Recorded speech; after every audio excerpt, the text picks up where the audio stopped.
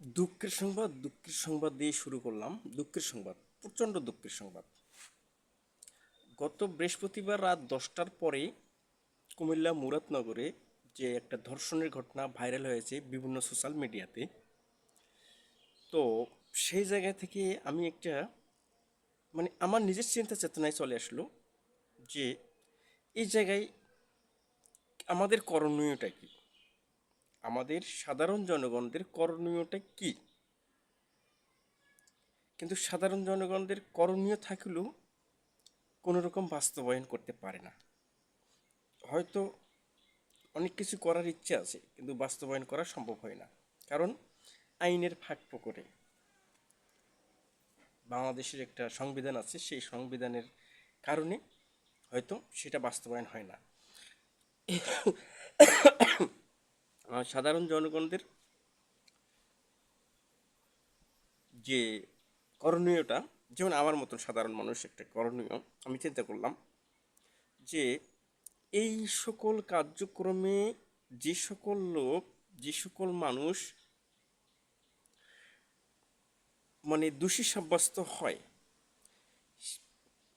এই ধর্ষণ ঘটনাজনিত কারণে যারাই দোষী সাব্যস্ত হবে, সেই লোকটাকে ঠিক বাংলাদেশের প্রতিটি জেলার সামনে,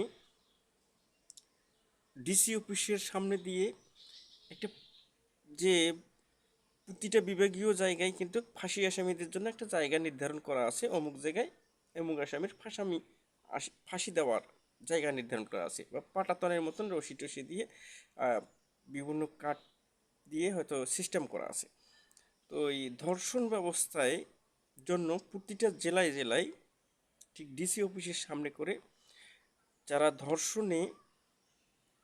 ধর্ষণ করার পর এরকম শাস্তিযোগ্য, ঠিক ডিসি অফিসের সামনে একটা দিনক্ষণ ঠিক করে 3 দিন বা 1 সপ্তাহের মধ্যে এই ধর্ষণ ঘটনাটা সঠিক বিভিন্ন প্রিন্ট মিডিয়া, বিভিন্ন সাংবাদিক, বিভিন্ন সুশীল সমাজ এটা মানে দেখবে যে এটা হ্যাঁ সত্য ঘটনাটা, ওনাকে ধরে ডাইরেক্ট সৌদি আরবের আইন সিস্টেমে ডিসি অফিসের সামনে লটকায়, বিভিন্ন প্রিন্ট মিডিয়া, বিভিন্ন সাংবাদিক থাকবে, এখানে জনগণই বিভিন্ন রকমভাবে পাথর নিক্ষেপ থেকে শুরু করে এইরকম করে দুনিয়া থেকে 2-1টা জায়গায় এরকমভাবে শেষ করলে বিভিন্ন রকম প্রিন্ট মিডিয়া ছাপাইভাবে বিভিন্নভাবে আপনার ক্যামেরা থেকে শুরু করে সম্পূর্ণই থাকবে,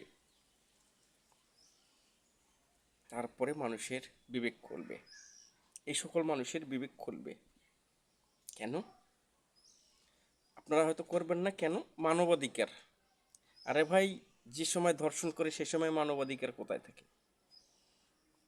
এটা হচ্ছে যে সৌদি আরবের আইন সিস্টেম।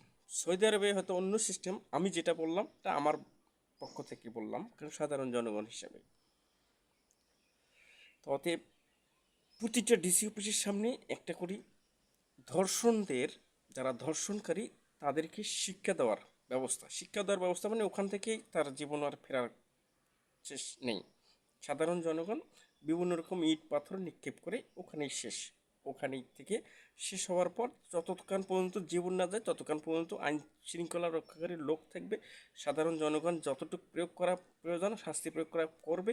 করার পর যখন মারা যাবে সে লাশ ওখান থেকে নেমে নিয়ে, এই পাটাতন থেকে নেমে নিয়ে তাদের আত্মীয় স্বজনকে হস্তান্তর করে দিবেন।